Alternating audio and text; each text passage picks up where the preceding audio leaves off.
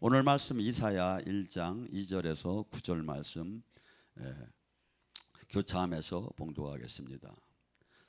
이사야 1장 2절에서 9절 말씀 교차하면서 앞에 모니터를 보고 하늘이여 들으라 땅에 귀를 기울이라 여호와께서 말씀하시기를 내가 자식을 양육하거늘 그들이 나를 거역하였도다.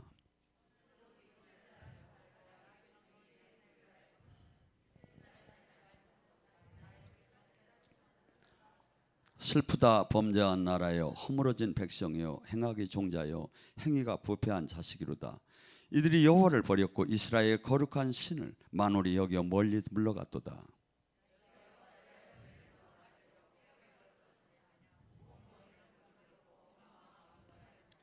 발바닥에 머리까지 성한 것이 없어 상한 것과 터진 것과 새로 맞은 흔적뿐이거늘 그것을 짜며 싸매며 기름으로 부드럽게 함을 받지 못하는도다.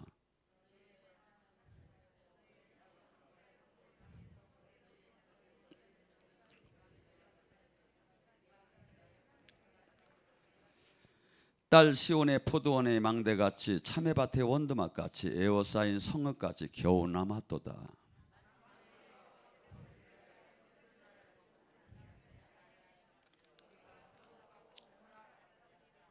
아멘. 오늘 하나님의 뜻과 예배의 본질이 무엇인가를 갖고 같이 은혜 나눌까 합니다. 하나님께서 우리를 왜 창조했습니까? 창조한 목적이 있습니다. 시집가고 장가가고 먹고 마시고 사고 팔으라고 창조한 것이 아니라 하나님께서는 이사야 43장 21절 그러니까 1, 2, 3, 4를 거꾸로 하면 알 수 있죠. 43장 21절 하나님께서는 우리를 창조한 목적이 하나님을 찬양하게 하기 위해서 창조했습니다. 그러니까 찬양은 우리가 지금 곡주를 내서 막 이렇게 하는 것이 찬양으로만 생각을 하는데 사실은 그렇지 않습니다.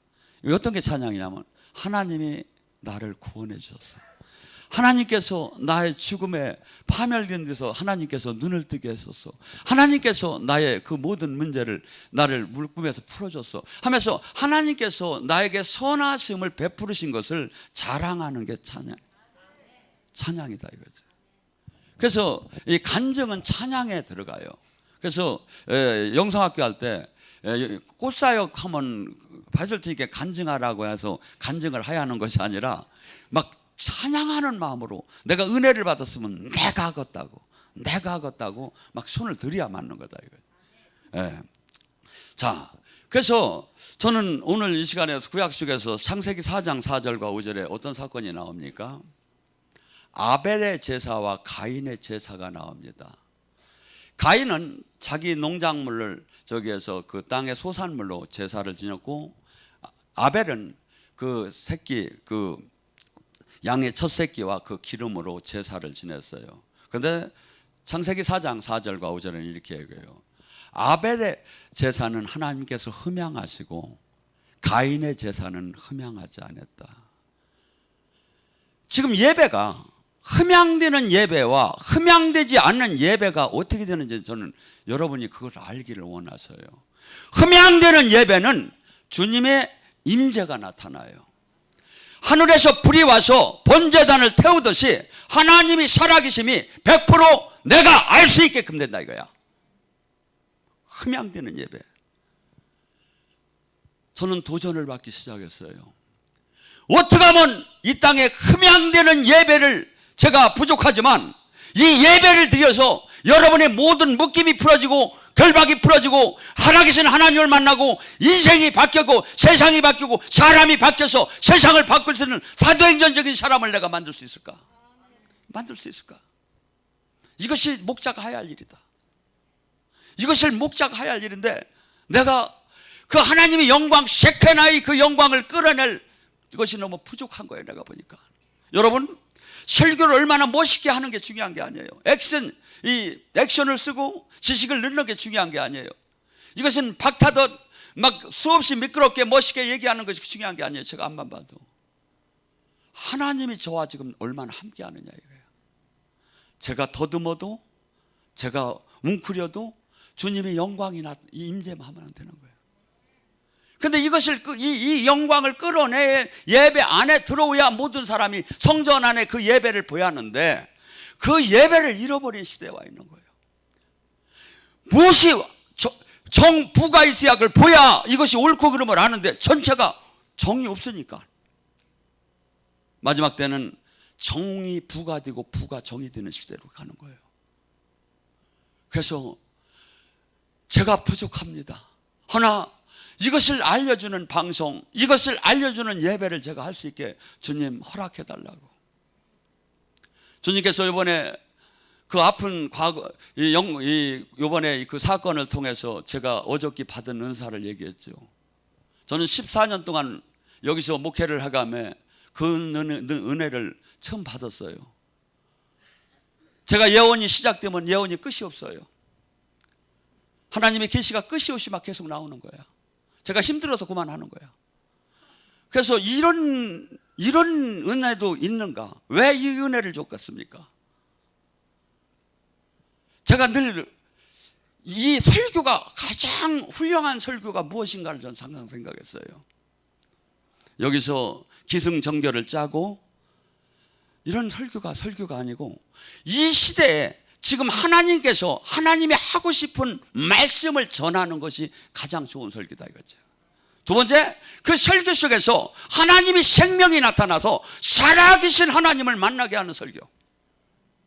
이 설교를 어떻게 하면 끌어낼까? 제가 사실은 늘 이걸 고민했던 거예요. 근데 하나님이 이번에 그 은혜를 할 수 있는 은혜를 준 거예요. 그러니까 제가 이 설교 딱 듣고 지금서부터 막 예언하면 예언이 1시간 동안 나와지는 거야. 이게 설교 준비할 필요 없지. 제가 우스갯소리로 이런 얘기를 했습니다. 만약에 제가 빚을 일으키 늘 설교에 대한 부담이 있는 거예요. 왜? 남이 쓴 설교가 제가 첫째는 마음에 안 들어요. 두 번째, 가장 내가 깨달은 걸 전해야 하는데 늘 맨날 깨달게 하나님이 주느냐, 그게 아니다 이거죠. 그게 맨날 오늘 설교를 일주일에 3-4개를 어떻게 할까 맨날 고민하다가 만약에 빚을 일으키 내가 졌다면 야간 도주를 했을 것이다. 근데 여러분들은 제가 얼마나 힘든 목회를 하는지를 몰라. 그러니까 이번에 하나님이 이 은혜를 그냥 저에게 허락을 하신 거예요. 그래서 지금 저는 가장 이 시대에 하나님께서 가장 원하고 이 세상에 가장 필요한 설교가 도대체 어떤 설교를 해야 할 것인가. 그러다 보니까 사도행전 2장에 베드로의 설교가 생각나기 시작했어요. 그의 설교를 들을 때 많은 사람들이 어떻게 했답니까? 베드로는 사실은 어부 출신이고 뭐 우리끼리 얘기지, 그분이 베드로 전서 후서 썼지만 본인이 쓴 거 아닌 것 같아. 옆 사람이 그냥 써준 게. 이게 뭐 학교도 안 나오고 뭐가 뭔지를 잘 모르시는 분이야. 그런데 그 사도행전 2장의 그 설교를 잘 봐봐요. 신학적 교리적으로도 다 맞아. 그분이 갖고 들어간 설교가 뭐였냐면 사람들은 술 취했다고 하고 조롱하기 시작했어요. 그때 그분은 요엘서를 갖고 아니면 시편을 갖고 인용하면서 설교가 들어간 거예요. 마지막 때, 그때 예수님이 재림 후에 요엘서에 너희들이 기록된 것을 알지 못하느냐. 뭐라고 했다? 마지막 때 남종과 여종에게 그분의 영을 가득가득 부어준다고 했지 않느냐. 지금은 하나님의 그 기름 부음을 받는 자는 왕, 제사장, 선지자 3명밖에 없지 않느냐. 그런데 마지막 때는 그렇지 않다. 예수님이 부활하시고 예수님이 성령을 보낼 때는 그렇지 않다. 그때는 남종과 여종에게 한없는 마지막 때 마귀도 한없이 역사할 것이지만 하나님도 한없이 그 영을 부어서 마지막 때 그 영의 세계를 남종과 여종에게 내 영을 부어줄 것이며 자녀들은 예언할 것이요 늙은이는 꿈을 꿀 것이요 젊은이는 환상을 볼 것이요. 지금 이것이 지금 이루어지고 있는 것이지 술 취한 것이 아니다. 술 취한 것이 아니다. 그랬을 때 어떤 현상이 일어났습니까? 사도행전 2장 38절에 이게 가장 중요한 거예요. 그들이 가슴을 찢으면서 어이할고가 터진 거예요. 설교는 하나님의 임재 안에는 반드시 회개가 터지게 돼 있어요. 빛 앞에 어둠이 떠나듯이 거울 앞에 내 잘못을 비듯이 가장 하나님의 임재 안에는 반드시 회개가 터지게 됐어요. 가슴을 찢으면서 어이없고 하기 시작한 거예요. 죄인이 없는 사람은 없어요. 저도 제 많은 목사님들이 자기 과거를 얘기하고 전에 옛날에 있었던 것을 무용담처럼 얘기를 해요. 제가 얘기를 하려다 보니까 너무 쎄가지고 못하겠어. 그래서 제 무용담을 별로 안 할 거예요. 누구도 죄인이 없는 사람이 없다 이거죠. 문제는 뭐냐면 거기서 돌이 켰느냐 이거야. 돌이 켰느냐 이거야. 다시는 그 길을 안 가고 새로운 하나님이 원하는 길을 갔느냐 이거야. 갔느냐 이거야. 그래서 수많은 사람들이 이 설교의 김제, 이 뭐냐면 하나님이 영의 임재가 있었던 거예요. 바울 사도 베드로가 설교할 때 그 하나님 영이 막 퍼지기 시작한 거예요. 이게 어디 나오죠? 고넬료 집에서 베드로가 하나님 말씀을 전할 때 그들이 다 방언도 하고 막 성령의 임재를 느꼈더라.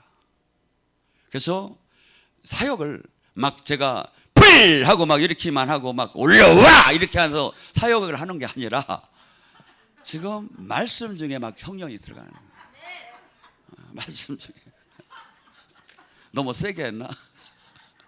말씀 중에. 그래서 하나님의 말씀은 뭐라고 했죠?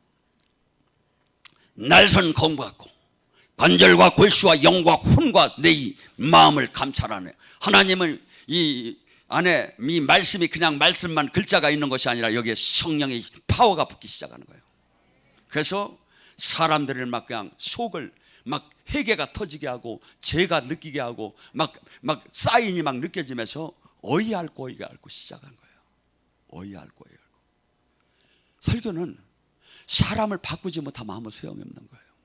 근데 사람을 바꾸는 건 지금 사람의 언어가 아니라 주님의 영이 성령이 역사하지 않으면 아무 소용이 없다라 이거죠. 역사하지 않으면. 근데 그래서 누구든지 죄인이 아닌 사람이 어디 있느냐 이거야. 이 묶이고 억압되고 포로되고 소경된 그 인생의 가시덤불 같은 그 삶이 예배 중에 하나님 말씀 안에서 성령이 김재 안에서 막 풀어지기 시작해야 한다 이거야. 근데 이것이 지금 없는 시대예요. 근데 이 교회가 하나가 있다면 세상을 바꿀 수가 있죠. 지금 이 방송은 세계가 지금 다 공이 지금 보고 있는 거 이 시간에 볼 수가 있어. 이 시간에 들어왔다면.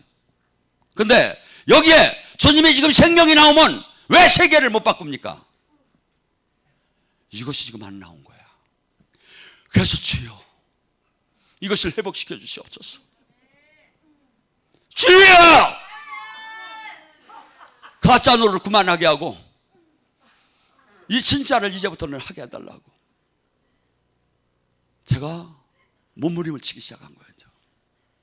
그러니까 목사님 이상해졌다고 하지 마. 이제 내가 막 그냥 이 컨셉 아래 주님이 인도하는 대로 사역을 할 파니까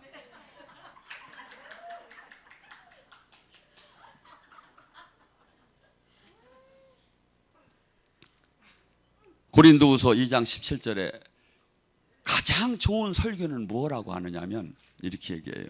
우리는 수많은 사람들처럼 하나님의 말씀을 혼잡하게 하지 않고 곧 순전함으로 하나님께 받은 것과 같이 하나님 앞에서와 같이 그리스도 안에서 가서 말하노라. 설교는 농담 따먹게 하는 게 아니에요. 사람을 즐겁게 하는 게 아니에요. 신학 교리를 가리키는 게 아니에요.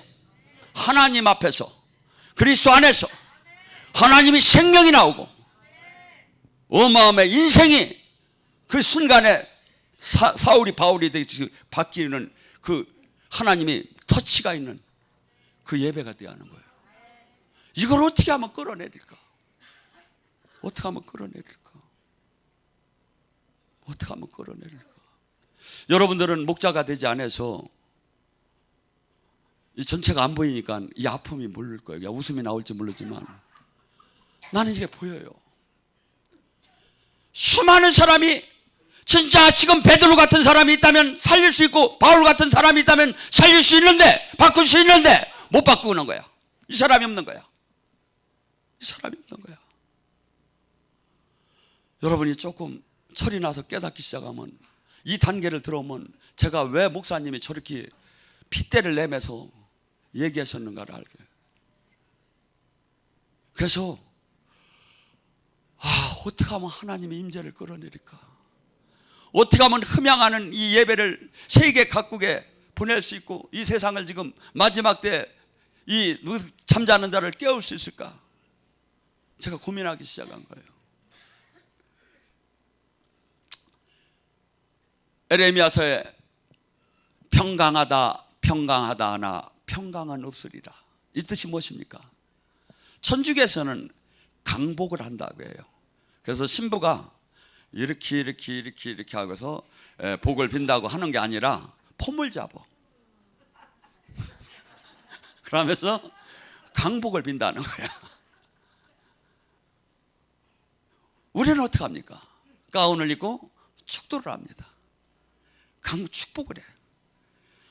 평강하다 평강하다 축복받으라 축복받으라 강복받으라 강복받으라. 강복이 임하는 게 아니다 이거죠. 뭐가? 하나님이 함께해야 한다 이거야. 그 예배에 그 종에 하나님이 함께하지 않으면 아무 소용이 없다 이거야. 하나님이 함께한다면 어떤 현상이 일어나겠습니까? 가장 공통적인 게 회개가 터지기 시작하는 거예요. 두 번째, 나의 생각과 마음이 바뀌어지기 시작하는 거예요. 세 번째, 말씀이 날선 검 같고 관절과 골수와 영과 혼을 쪼개고 말씀이 방망이와 불이 돼서 나이 팍 하면서 그 말씀에 내가 그냥 어이할고 하는 거야. 뭔 소리가 이렇게 세? 내가 너무 세게 얘기하나? 여러분, 이걸 누가 끌어내릴 거냐 이거야. 이걸 누가 해결할 거냐 이거야. 지금 진리는 다 엎어지고 뭐가 뭔지를 몰라. 다 비진리가 다 그냥 진리가 돼버렸고 하나님의 생명이 뭔지를 몰라. 저는 오늘 시간에 하나님의 생명이 좀 나왔으면 좋겠어. 그래가지고 이게 예배에 하나님이 임재하신 거구나. 내 가슴이 뜨겁구나. 내가 지금 바뀌는구나. 내 생각과 마음이 바뀌는구나. 내 병마가 벌써 없어졌구나. 내 혹이 벌써 없어졌구나. 이게 나와야 하는 거예요. 이게 나와. 하나님의 음성이 들리는구나. 방언이 바뀌었구나. 막 이런 막 실질적인 것이 막 나타난다. 실질적인 것이. 이걸 어떻게 하면 끌어낼까? 어떻게 하면 끌어낼까? 여러분, 수많은 사람들은 이 땅에 주님께서 우리는 일상생활을 하면서 종교는 종교고 나의 삶은 삶이로다니 닫고 나눠지기 시작합니다. 주님께서는 에베소서 6장 12절에 너희가 싸우는 건 혈과 육이 아니라는 거예요. 하늘에 있는 악한 영과 세상의 어둠의 주관자들과 통치자들의 모든 삶 속에 있는 저기에 전쟁이라는 거야. 그러면 이 전쟁을 이기기 위해서는 뭐가 필요해? 하나님이 생명의 능력이 나를 함께 하는 거야. 그런데 전부 다 교회는 세상의 방법으로 풀어가기 시작하는 거예요. 여기는 민주주의가 아니에요. 여기는 민주주의가 아니에요. 하나님이 킹덤, 하나님이 왕이 통치하는데 나의 개인의 여기를 저기 하는 게 아니에요. 하나님은 반드시 하나님이 쓸 사람은 반드시 깨트려요. 한없이 부셔요.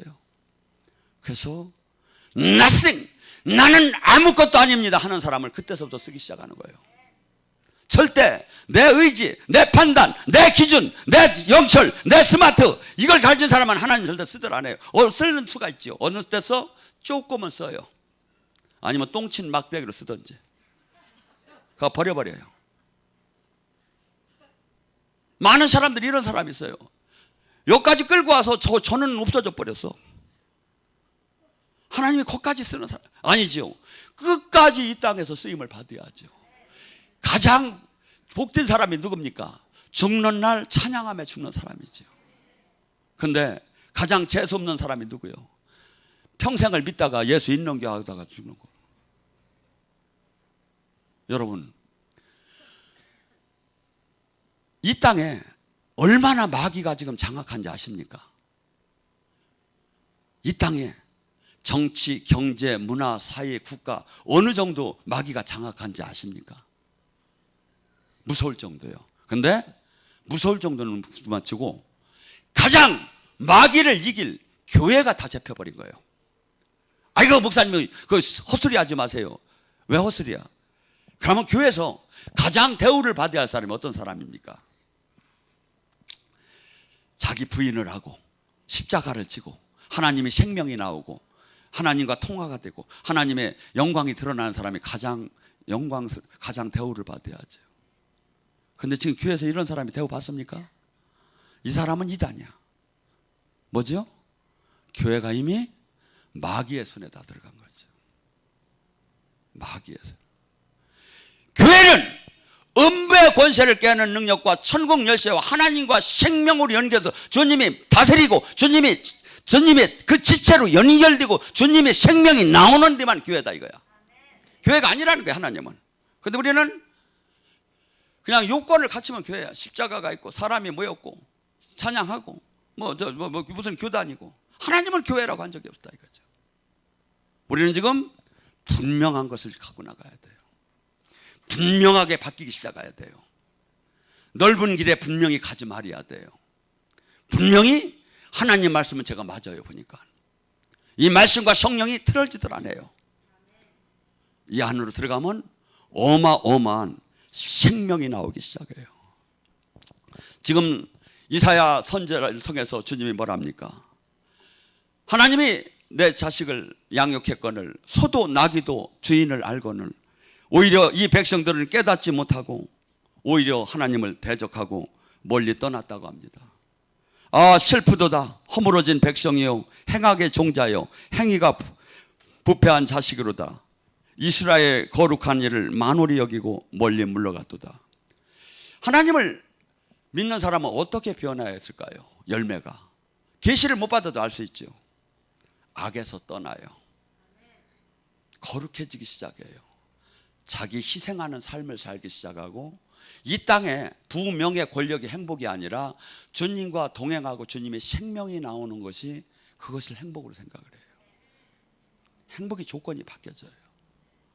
근데 하나님을 수없이 믿는다고 하면 제사를 드린다고 하면 전부 다 그 제사의 목적은 제사가 뭡니까? 하나님을 기쁘게 하는 게 아니라 자기가 하나님의 안에 있는 주머니에 있는 뭘 차지하려고 기습시 제사를 지내는 거예요. 하나님은 그 제사를 받지 않겠다는 거예요. 사랑하느냐 이거야. 613가의 모든 이 율법의 이 하나님의 말씀을 꽉 잡은 내가 새로운 계명을 주노니 서로 사랑하라. 사랑하는 사람이 어떠한 행동이 나오겠습니까? 여러분 한번 생각해 보세요. 사랑하는 사람이 사랑해서 패지길락이야?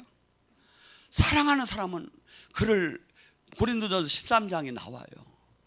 오래 참아주고 무례하지 않고 덮어주고 감싸주고 겸손하고. 예수님을 믿는다는 건 이 삶이 나와야 한다 이거죠. 이 삶이 안 나오는 지금 여기 종교적으로는 지금 우리 이 세계에서 가장 예배를 시켜서 제사를 많이 드리는 사람들이야. 그런데 하나님이 지금 뭐라고 합니까? 슬프다는 거야. 주인을 알지도 못하고 범죄하고 행악하고 악으로 가득한 자들이라는 거예요. 왜? 하나님이 원하는 건 뭡니까? 그분을 닮아가는 거예요. 그래서 이 땅이 아니라 영원한 그 나라를 자식으로 유업으로 받는 거예요. 자식이 돼서. 그래서 여기서 성경 공부를 잘 가르치고 하나님 일을 많이 하고 이런 걸 따지는 게 아니야. 하나님이 원하는 건. 성령의 열매가 뭡니까? 인격적인 변화가 반드시 성경적인 변화가 반드시 성숙하면 그 열매가 나온다는 거예요. 우리가 조금 있으면 여기 대추나무에 대추가 지금 열려 있는데 조금 있으면 빨개집니다. 뭐죠? 마지막 가을에 열매가 빨갛게 열리죠. 그렇듯이 우리가 하나님 중심적으로 영의 중심적으로 사는 무슨 사역을 하고 예언을 하고 권능을 하고 이것은 한 부분에 사역을 할 때 일어난 현상이지 그게 목적은 아니다 이거죠. 뭐야? 성령의 열매. 갈라디아서 5장 22절 24절. 사랑, 희락, 화평, 오래 참음, 자비양성, 충성, 온유, 절제의 인격이 나온다 이거죠. 인격이. 그래서 이 세상 사람들은 수없이 가증스러운 외식하는 인격이 나오지만 정말 주님의 다스림 안에 들어가고 주님과 하나가 된다면 이것이 품성으로 나오기 시작한다 이거죠. 품성으로. 그러면서 주님께서 반드시, 그러면 이 잘못된 삶을 살면 우리는 심판이, 징계가 두 가지가 있습니다. 이 세상 사람 아니면 아주 하나님이 버린 사람은 이 땅에서 심판도 안 받아 버려버려. 그리고 죽은 후에 보자 이거야. 근데 하나님이 자녀가 하나님을 안다고 하면서 죄를 짓는 자는 반드시 이 징계를 받는다 이거죠. 여러분, 이스라엘 역사가 세상 나라 중에서 그 나라만큼 전쟁이 일어나고 의도 터진 데가 없어. 최고의 하나님을 가졌는데 최고 의도 터졌어. 왜? 하나님은 말을 안 들으면 반드시 징계를 해서 깨닫게 해요. 징계를 해서. 그래서 어떻게 보면 이것이 축복이죠. 징계가 없으면 그냥 살다가 그냥 죄를 모르고 그냥 죽는데. 그래서 우리가 하나님께서는 지금 뭐라고 합니까? 너희가 어떻게 하여 매를 맞으려고 폐역을 거듭하느냐? 네 온 머리에 병들었고 온 마음은 피곤하며 발바닥에서 머리까지 성한 것이 없이 상한 것과 터진 것과 새로 맞은 흔적뿐이거늘 이것들을 짜며 싸매며 기름으로 부드럽게 해줄 자가 없도다. 병마만 일으키는 게 아니라 환경도 다 무너진다는 거예요. 황폐하게 나라 성읍이 다 무너진다는 거야. 그게 뭐죠? 우리는 수많은 사람들이 살아계신 하나님이 계실까 하는 마음으로 많이 살아요. 근데 사실은 가까이 갈수록 호흡을 하는 것 이상으로 하나님은 계시다. 하고 영의 능력을 받아보면 더 호흡을 하듯이 느껴진다. 그래서 우리는 지금 이 시대에 수많은 사람들이 성경에 말한 대로 넓은 길을 가고 있고 예수님이 이 땅에 인자가 올 때 믿음이 있는 자들이 있겠느냐. 무화과 나무 잎이 무성하도다 인자가 문 앞에 온 줄 알라. 무화과 나무 잎이 뭐야? 이스라엘이 나라가 없어졌어. 지금 얼마나 번성해졌어. 무화과 나무 잎이 무성하면 인자가 문 앞에 온 줄 알으라 이거야. 그런데 이 마지막 때에 믿음이 있는 자가 있겠느냐 이거야. 마귀한테 다 잡힌다는 거예요. 이게 성경이에요. 그러니까 우리가 얼마나 정신 차려야죠? 얼마나 좁은 길을 가야죠? 얼마나 전쟁을 해야죠? 이번에 우리 교회 사건을 통해서 여러분이 잘 봤죠? 대단하다 대단하다. 뭘 대단이야? 넘어지는데 대단한 거지. 정신 바짝 차려야 한다 이거야. 내가 하나님 뜻대로 지금 살고 있느냐 이거야. 하나님이 생명이 지금 나오느냐 이거야. 내가 받은 계시가 일치가 되느냐 이거야. 계시가 일치가 되느냐 이거야. 우리는 지금 넓은 길에 간 자가 아닙니다. 이 세상 그 수많은 사람이 가는 길이 아니라 가장 좁고 협소하고 핍박을 받는 길을 가는 거예요. 저와 여러분이 가야 할 길이에요. 근데 그러면 힘들어서 어떻게 삽니까? 힘들지요. 만물의 쓰레기처럼 살지요. 그런데 어떤 게 있어?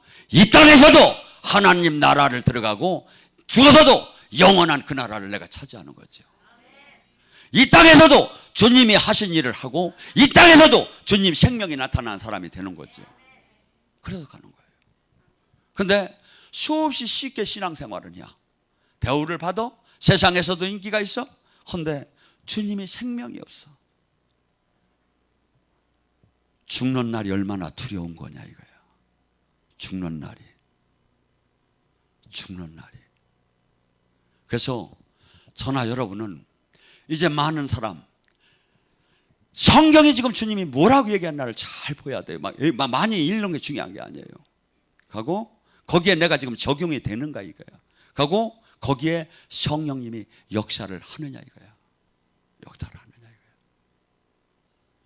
저는 이 예배 한 예배 속에서 수많은 영혼이 잘만 듣고 정신 차린다면 사울이 바울이 될 수 있는 수없는 것들이 나타날 수 있다고 저는 믿어요.